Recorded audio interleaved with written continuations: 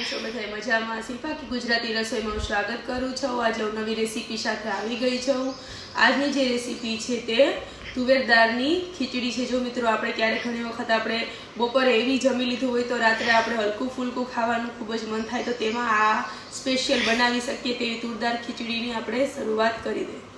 તો આપણે આજે તુરદાળની ખીચડી માટે મિયા અને 2 કલાક સુધી પલાળી દીધા હતા આપણે બાસમતી ચોખા અને તુવેરની દાળ, જેમાં આપણે 2 કપ તુવેરની દાળ અને 2 કપ ચોખા બેનું સરખું જ પ્રમાણ લીધું છે। એના મસાલા છે હળદર છે, ચટણી, થોડાક મેં વટાણા લીધા છે, આ એક લાલ મરચું, લીમડાના પાન, સ્વાદ અનુસાર નિમક, આપણે રાઈ જીરાનો વઘાર કરશું, બટેટા અને ડુંગળી વઘાર માટે તેલ। પહેલાં આપણે ગેસ ચાલુ કરી દઈએ। આપણે આ ગેસ ચાલુ કરીને કુકર મૂકી દીધું છે। હવે આપણે આમાં 1 અડધો ચમચો જેટલો તેલ ઉમેરીશું અને ગરમ તેલ થઈ ગયું છે તેમાં આપણે આ રાઈ જીરું ઉમેરી દઈએ અને આ મીઠો લીમડા છે તેના 4-5 પાન ઉમેરી દઈએ।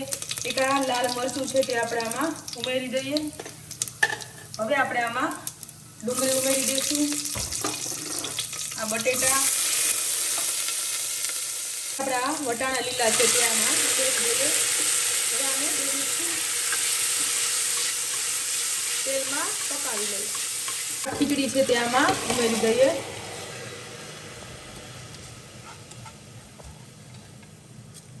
હવે બધાય મસાલા એડ કરી દઈશું। આ આપણે સિંગ દાણા છે તે આમાં ઉમેરી દઈશું। સ્વાદ અનુસાર આપણે આમાં નિમક એડ કરીશું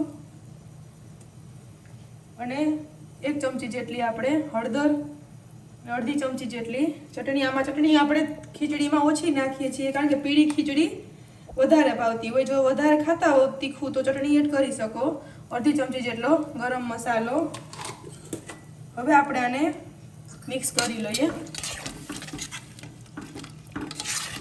આવી રીતના આપણે ખીચડી ડૂબી જાય અને આટલું પાણી ઉપર રહેવું જોઈએ એટલે એકદમ ખીચડીના દાણા એકદમ છૂટા થાય।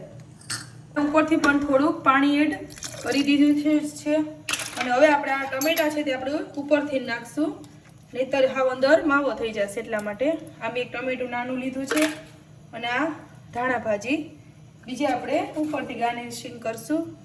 થોડોક આપણે મસાલો એડ કરી દીધો। હવે આને આપણે કુકર બંધ કરી અને 2 વિસલ વગાડી લઈએ કારણ કે આ પલાળેલી હતી એટલે ખીચડીને ચડતા વાર નહીં લાગે એટલે 2 સીટી આપણે કરી લઈએ। તો ચાલો હવે આપણે આ તુરદાળની ખીચડી છે તે જોઈ લઈએ। આમાં મેં 3 સીટી વગાડી હતી। હવે આપણે ખીચડી બની ગઈ હશે। આ તો આપણી ખીચડી સરસ રેડી થઈ ગઈ છે। જો તમે જોશો ચોખા અને દાળ પણ એકદમ સરસ ચડી ગયા છે અને એકદમ છૂટી બની ગઈ છે। હવે આપણે આને પ્લેટમાં લઈ લઈએ। તો ગરમા ગરમ તુરદાળની ખીચડી આપણી રેડી થઈ ગઈ છે। જે લોકોને પસંદ હોય તે કોમેન્ટ બોક્સમાં જરૂરથી કહેજો।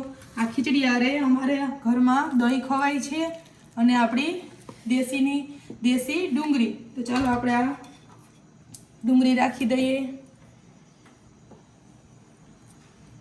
અને આપણે આ થોડુંક આમાં મલાઈવાળું દહીં છે તે રાખી દઈએ। તો જે લોકોને આ તુરદાળની ખીચડી પસંદ આવે તે મારી ચેનલને લાઈક કરજો, સબસ્ક્રાઈબ કરજો, શેર કરજો, બેલ આઇકન દબાવવાનું ના ભૂલતા, જેથી તમને મારી રેસીપી જોવા મળે અને એક નવી જ રેસીપી સાથે મળશું। ત્યાં સુધી બધાય આવજો।